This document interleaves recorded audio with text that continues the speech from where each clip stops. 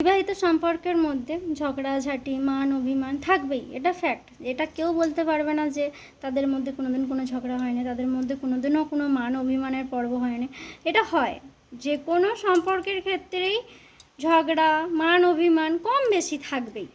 কিন্তু আমার মনে হয় বৈবাহিক সম্পর্কের পর স্বামী স্ত্রীর মধ্যে যখন ঝগড়া অশান্তি বা মান অভিমান হয়, একজন রেগে যায় আর একজনকে অবশ্যই শান্ত থাকা উচিত। মানে স্বামী রেগে গেলে স্ত্রী চুপ থাকবে, স্ত্রী রেগে গেলে স্বামী চুপ থাকবে।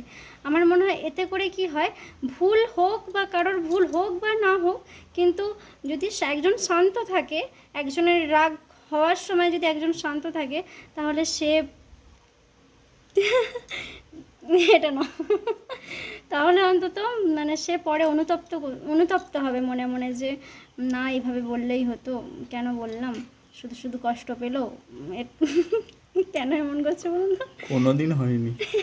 হয়, ও যখন রেগে যায় আমি একদম চুপচাপ থাকি, বা আমি যখন রেগে যাই ও কিন্তু একদম ভেজা বিল্লির মতো হয়ে যায়।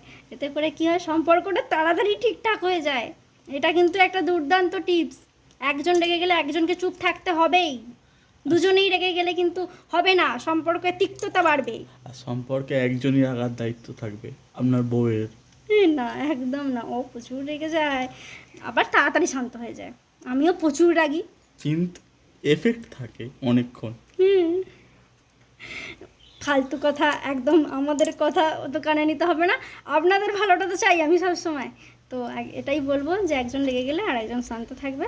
দুজনেই একদম তর্ক করে মুখে মুখে চোপা করে, এটা একদম ঠিক না। তাহলে দুজনের মধ্যে তিক্ততা বাড়বে, দূরত্ব বাড়বে, এটা একদমই ঠিক না। একজন রেগে যাক আর একজন শান্ত থাকুক, আর একজন রেগে যাক আর একজন শান্ত থাকুক, এইভাবেই চলুক। আমার মনে হয় বন্ডিংটা ভালো থাকবে, আর একে অপরের মান অভিমানটাও তাড়াতাড়ি মিটে যাবে।